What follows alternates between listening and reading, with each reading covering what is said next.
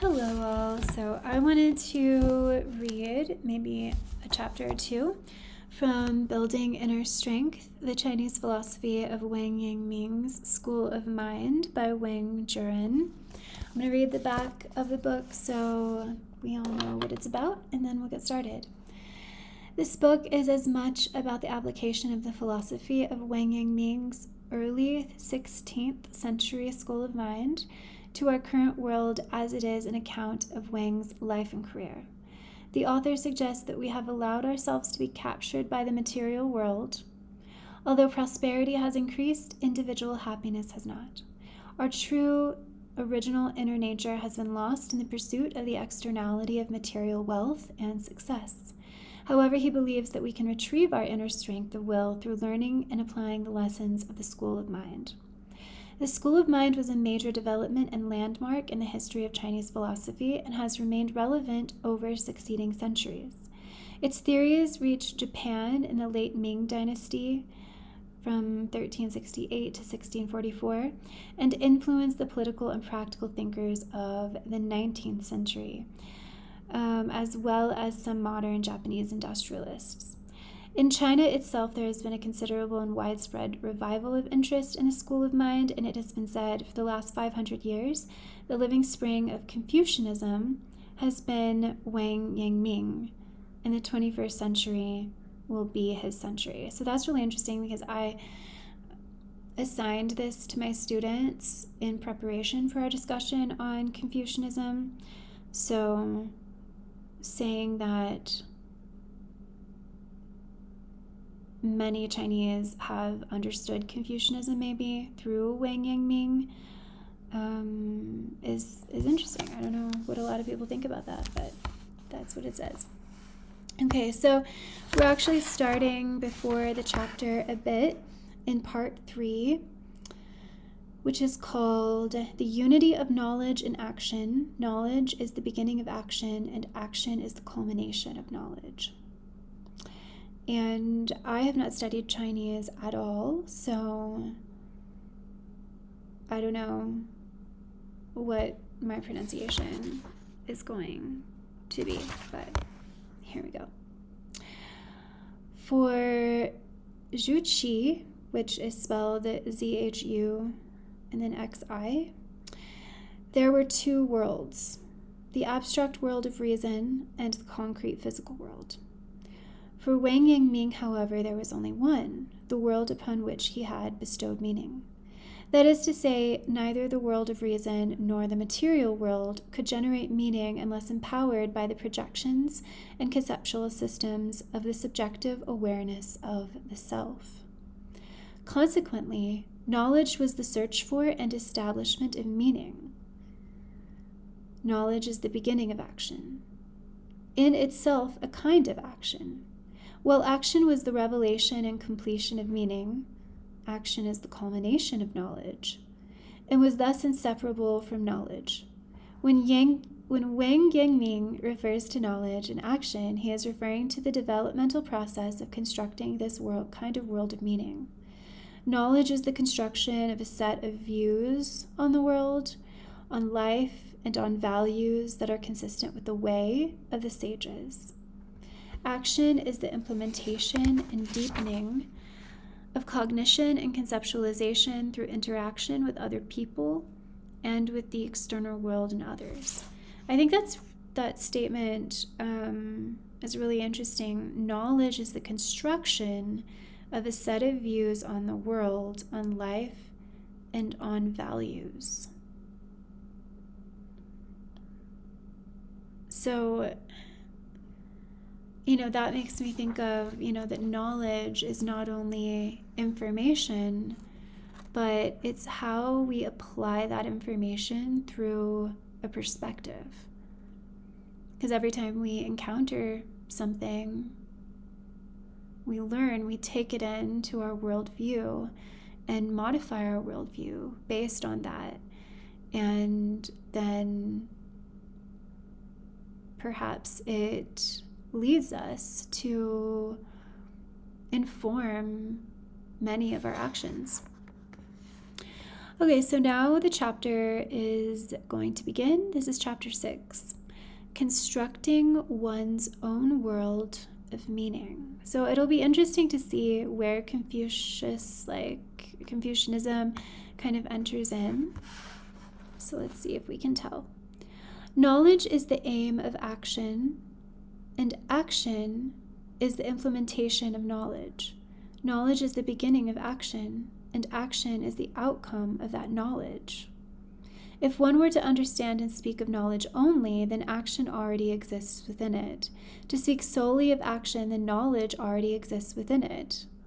The ancients who spoke first of knowledge and then later of action did so because people were of one kind only, acting randomly in confusion, completely without understanding of thought or self-examination, and behaving out of blind ignorance, and hence speaking first of knowledge and then only separately of action. Yet there is another kind of person who thinks in a void, unwilling to personally engage, merely groping for effect, who hence speaks of action first before knowledge can attain truth. This is the speech of ancients, obliged to remedy past error. Were they able to see the true meaning, a single word would have been enough. Nevertheless, people today divide action from knowledge, believing that one must first know before being able to act. Okay, so that's interesting. So, yeah, actually, this is articulated a bit more strongly than I was articulating it. We, are already in the process of acting through our knowledge, and I suppose knowing through our action, as he wants to see each within the other. So encountering new information and then, incorporating it into our perspective already, that's just one possibility. But according to this view, we are always already doing sort of a knowing acting, or an active knowing, maybe. Were I today to propound and debate and spend effort upon knowledge and wait upon it for truth and only then devote time to action, there would be no action in a lifetime, and no knowledge either. I guess that's true, because a part of our knowledge, solidifying our knowledge, is seeing how it applies and what our experience is of it as we take it out into the world. And a lot of times we don't fully understand the knowledge that we take in until we are living with it. This is not the minor illness of a day. Sorry, I'm just going to underline this. Now, when I speak of the unity of knowledge and action, that is really the cure for this illness. It is no empty fabrication of mine. The original substance of knowledge and action was ever thus. Okay, so what I just read apparently was from Wang Yangming. I didn't realize that. I forgot about that. So that's from his Instructions for Practical Living, Volume 1. That really reads quite easily. All right, so now we have the commentary. The unity of knowledge and action is a core proposition of Wang Yangming's school of mind. As commonly understood, knowledge refers to learning and cognition. Action refers to practice and operation. Man must necessarily be aware of things and study them before being able to practice and operate in life. At this juncture, knowledge and action appear as two distinctly different things. However, why did Wang Yangming speak of the unity of knowledge and action? Did he want to combine the two things into a single entity? No, Wang Yangming's true intention was to propose that knowledge and action had originally been a single entity. Here we go, at least in a Confucian context. I'm going to underline that. And were indivisible. Okay, I just need to write knowledge and action as one, just so I kind of remember what this is about. There is but a single competence to the learning of the sages. Knowledge and actions are indivisible. Wang Yangming believed this because he considered that in this context, knowledge was not absolutely confined to an awareness of things. More importantly, it was an awareness of self, a realization of the original substance of mind. In the language of today, primal awareness. Of a necessity, primal awareness involves our whole conceptual system, that is, our world outlook, our outlook on life, and our system of values. One has only to mention the word knowledge in the context of the school of mind, and it raises the following questions. How do we regard the world? What is the origin of the world? What is more basic and more important, the spiritual or the material? What does man live for? What is the fundamental meaning of life? What is it that we should seek? How are we to determine right and wrong, virtue and evil, good and bad, correct and incorrect? Is morality an integral component of life or a later acquisition? Should we practice morality in life, and so on? Man is the product of conceptions. Man chooses and builds a certain kind of conceptual system and then becomes that kind of man and lives that kind of life. In this sense, choosing and building are both a kind of action. The process of establishing one's own conceptual system is a form of action, whether it derives from a multitude of judgments and choices or from a complete blank. It is just that the action occurs in one's inner world and is not easily visible to outsiders. Okay, so that's interesting. So that's another dimension. That's an example of how action is integrated into knowledge and goes along with it, because where we get our knowledge when we encounter something and we choose to listen and pay attention, how valuable and prioritized that learning is, it's all it's all in action. Whether he is aware of it or not, when somebody performs an action in the external world, it is always on the basis of his own particular conceptual system. While the action may take place externally, it is rooted in the mind. It cannot be anything different. It can only be an externalization of the conceptual system. This is why Wang Yangming says, I'm going to keep doing that, if one were to speak of knowledge only, then action already exists within it. To speak solely of action, then knowledge already exists within it. I think this is really important because I think that I might have even read this in the textbook that we're reading in class. But I think sometimes outsiders can look at Confucianism and say that it doesn't really matter, that Confucianism is saying it doesn't really matter what you feel. It's more important your outward sort of acts and behaviors. But I think that you have to have sort of a feeling to,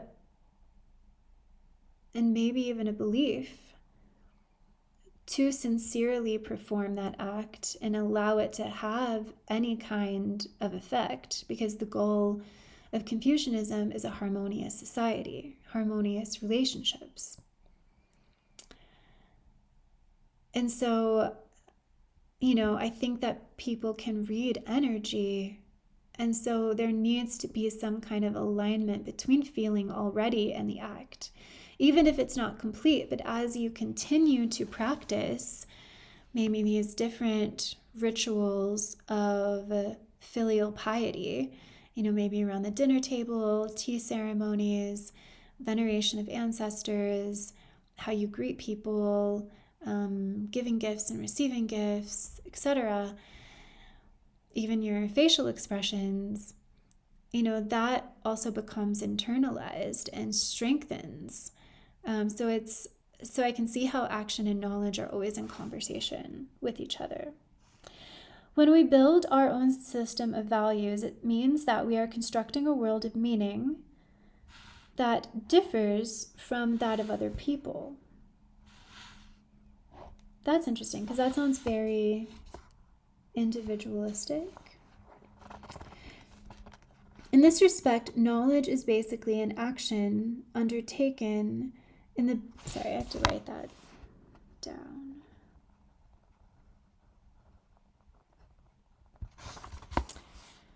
In this respect, knowledge is basically an action undertaken in the building of a world of meaning, so that exercising the mind and mobilizing thought... Sorry, I need to close my Discord. It always makes that noise. Are both actions. So exercising the mind and mobilizing thought are actions. Yeah, I mean, I can see that. They are, you know, habits of the mind that we, you know, choose to continue, or we intentionally try to adjust and, you know, stop and replace maybe with, like, you know, like maybe healthier ideas. When I speak of the unity of knowledge and action, I want people to understand that setting thought in train is an action. Hence, action itself is the implementation and exhibition of concept, so this kind of action equates to a natural emanation of knowledge. In simple terms, we could say that knowledge is inner action, and that action is the externalization of concept. That's really interesting. Sorry, I was highlighting or underlining.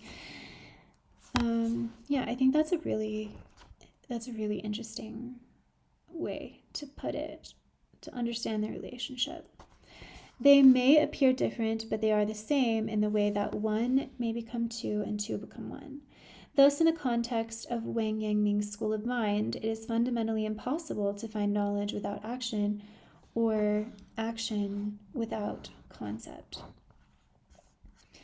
Sorry, that's a strange way to start that sentence. This, the basic nature of knowledge and action, and the true meaning of the unity of knowledge and action. I think maybe that's supposed to be thus. Of course, when Wang Yangming says that action is the exercise of the mind and mobilization of thought, it does not mean that these are the only functions of action. If you have not developed conceptually through interaction with the outside world and with other people, it means that your world of meaning has yet to be established.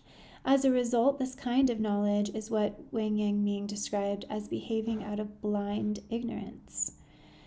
So it seems like there has to be maybe some intention that's applied to thought.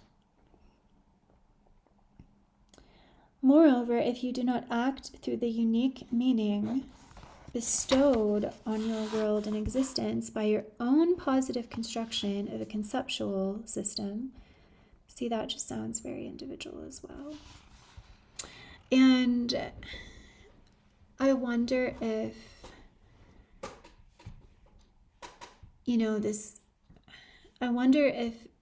individualization of Confucian thought is maybe like a later evolution of Confucianism that wasn't necessarily there in like classical Confucianism, which seems as if there's not as much, even though that, well, I don't know, I mean, there's emphasis on self-cultivation, but it's self-cultivation for the purpose of societal harmony.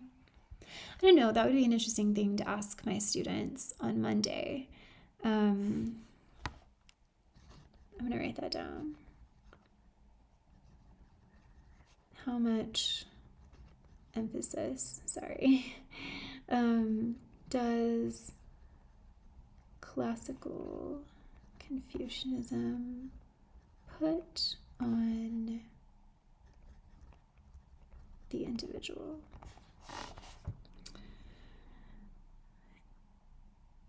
Okay, your actions will be blind, determined by the outside world. That's interesting.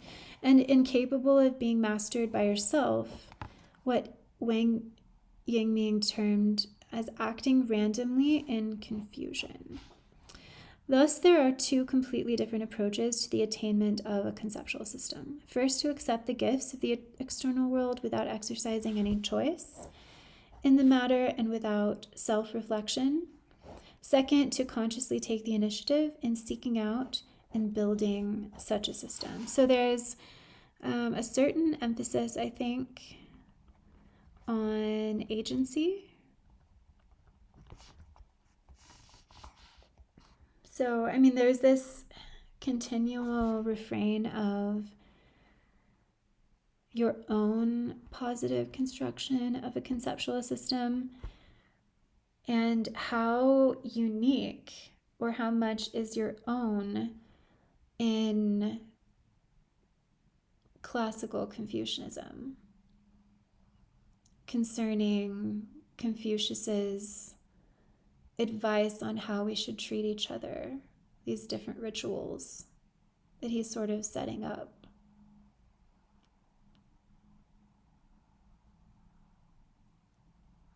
Yeah, I don't know. Let's see, everybody, no matter whether they are aware or not, is cognizant of the world on the basis of a specific worldview, a view of life and values, and acts on their basis. For most of us, our conceptual system is fundamentally built during the process of growing up and is bestowed and inculcated by the imperceptible influences of family, school, and society.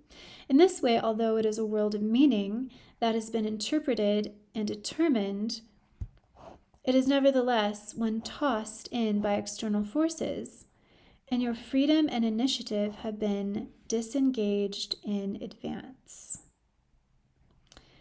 There are a few people who do not totally accept the conceptual system bestowed by the external world and build a system for themselves based on reasonable doubt and independent thought, much like that displayed during the knowledge-seeking period of Wang Yangming's youth. Consequently, as you search in bewilderment and hope for the world of meaning that belongs to you, you are already exercising initiative and independence.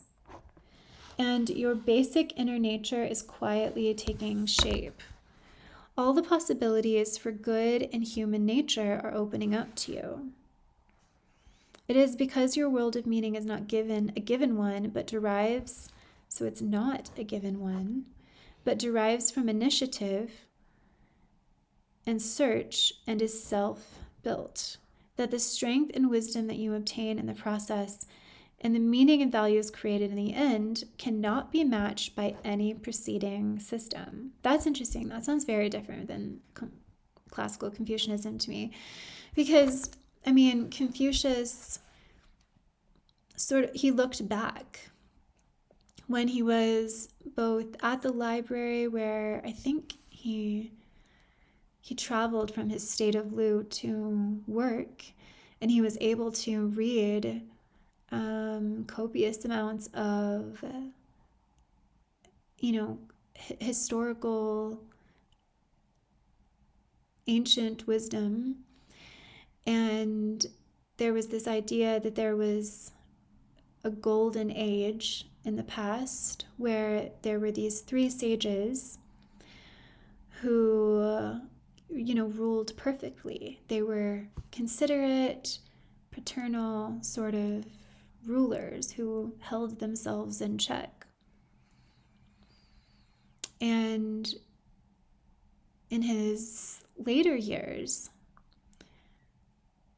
maybe, around the time after his, 14-year exile, around the, 8 smallish states around his, and he stayed at some of them for weeks and others years, trying to sort of convince leaders of his perspective, and failing. And he came back to Lu, and I think that's when he started his school with his disciples, who were mostly trying to learn how to be good rulers, that he compiled ancient texts and sort of integrated his own ideas into them, which were later canonized as the five classics.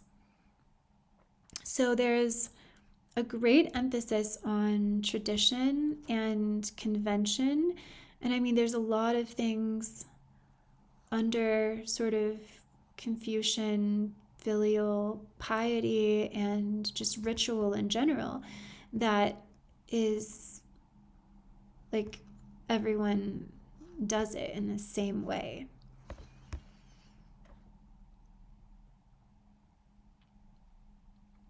So it's interesting how much emphasis is put on the individual here. The knowledge and action of Wang Yangming refer to the process of developing this kind of world of meaning. Yeah, I mean, I guess when you think about, again, like self-cultivation, is that, to conform or to,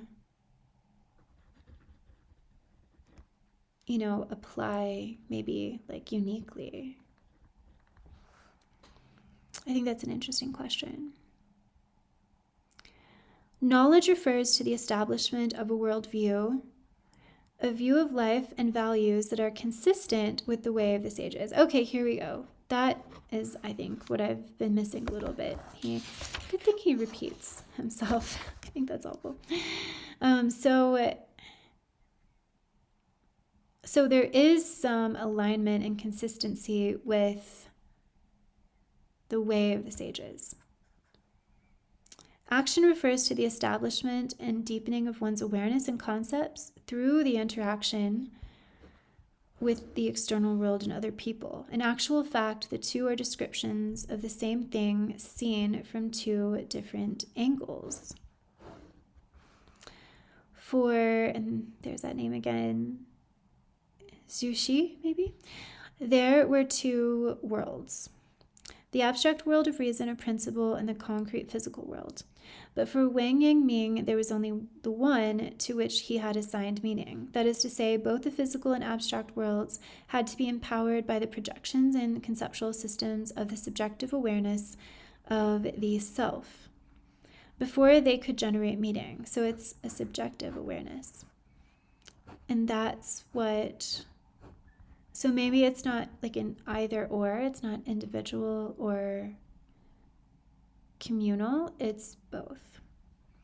Thus, in Wang Yangming's school of mind, knowledge was the search for and establishment of meaning, because knowledge is the beginning of action, in itself a kind of action.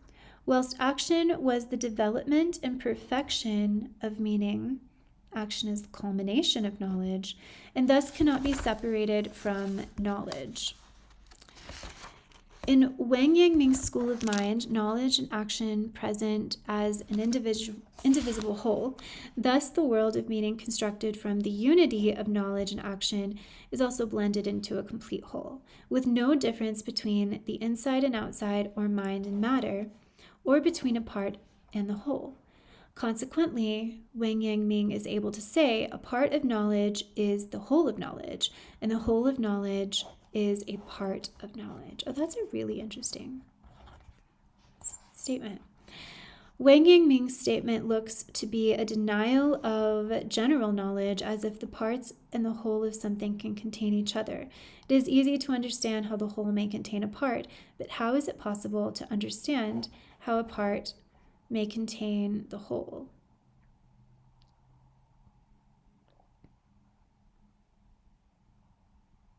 I don't know, I would think that the question would be the other way around. But, yeah. Well, just because if a part of knowledge is the whole of knowledge, that to me just means that, there are so many books out there that you'll never be able to, in a lifetime, to read all of them. But you can grasp the themes that stretch across the whole of all of the books in the world by just reading, I don't know how many books people can read in a lifetime, but, maybe like the 1,000 or more that you do read. Probably a lot more. I don't know. I haven't really thought about it. So I think most people read like maybe 50 to 100 books a year. So times that by all of your reading years. But to me, the question is, the whole of knowledge is a part of knowledge.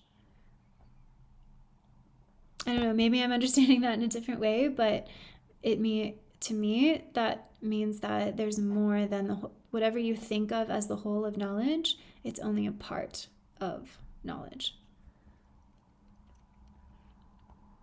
But he's not looking at that. Okay. The modern scientific technique of holography is one in which the whole and part may contain each other. For example, if a hologram is a picture of a face and you tear it up and then pick up one of the tiny pieces at random and enlarge it, it will still be a complete face. Okay. And any microscopic piece of a hologram will contain all the information of the whole. Whatever object is photographed holographically, hence the name hologram, this is to say that in a hologram, not only does the whole contain a part, but the part also contains a whole. Seen this way, Wang Yangming's statement is easy to understand. His objection to the division of knowledge and action into two, an emphasis on the non-existence of any difference between the whole and part, was in the hope that through the unity of knowledge and action, the school of mind, we would construct a hologrammatic world of meaning. It was only in this way that we could infuse our work and daily life with a complete and creative strength and invest our most trivial acts, our dealings with others, our comings and goings, and our quiet moments with a transcendent and divine meaning. I think that is really interesting and very classically Confucian. Just looking at the mundane as sacred. So, sorry, I'm writing this down. Putting a transcendent essence into everyday life. Because Confucianism doesn't, necessarily have an emphasis on the supernatural or gods or anything like that. It's mainly just these small little everyday rituals that we perform with each other, and this perspective of hierarchical relationships and how that manifests in our interactions that allow us to reach sort of this transcendent plane.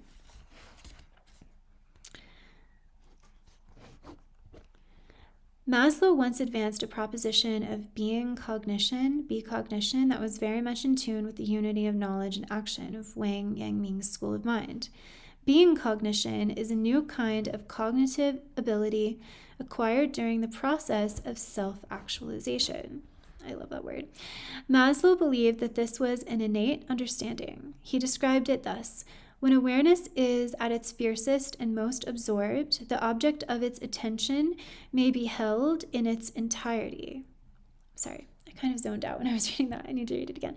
When awareness is at its fiercest and most absorbed, the object of its attention may be held in its entirety. At the same time, the essence of self becomes even more complete in its fusion with the object. This is a kind of dialectical and integrated awareness, an awareness that is truly spontaneous, independent, and creative. So awareness can be so intense and all-encompassing that we not only grasp the fullness of that object, but we become a part of it, or we become so connected to it that we are absorbed in it. As Maslow saw it, being cognition was a supranormal understanding and achieved through a peak experience, rather like Wang Yangming's enlightenment at Longsheng. At the same time, it was also a comprehension of the existing world of the noumenon. It was a highly harmonized unification of subjective and the objective, and a subtle combination. Oh, that, I don't know why, that just makes me think of Hegel. And a subtle combination of epistemology and ontology. In his original words, in being cognition, the twins of what and should become one. Neither difference nor contradiction. What you feel it is at the same time what it should be. That's really interesting.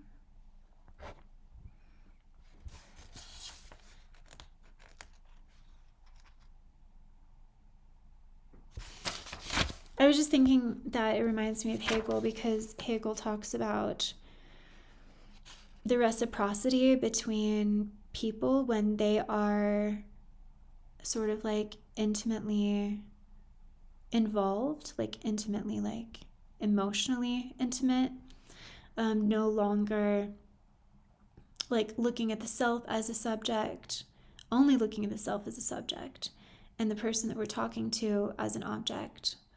But we're both subjects and objects, and we are seeing ourselves through the eyes of the other, and we are understanding how the other feels in the eyes of ourselves. And it's this kind of complicated, layered back and forth with someone. Like, I mean, I think that we all have experienced when we connect with someone that we're no longer self-conscious of ourself and we're truly present. I think we're doing what Hegel is describing sort of like unconsciously.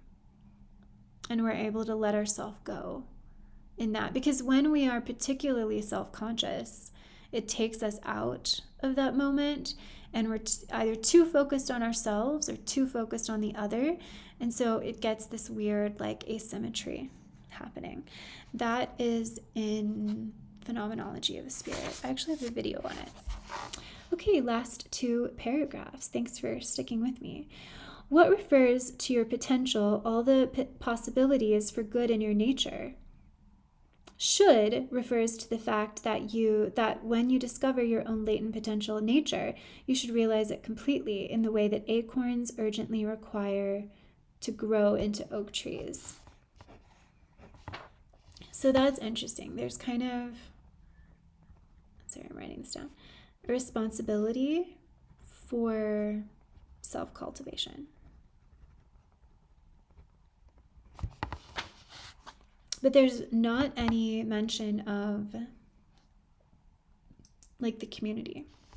What is an awareness of one's original nature?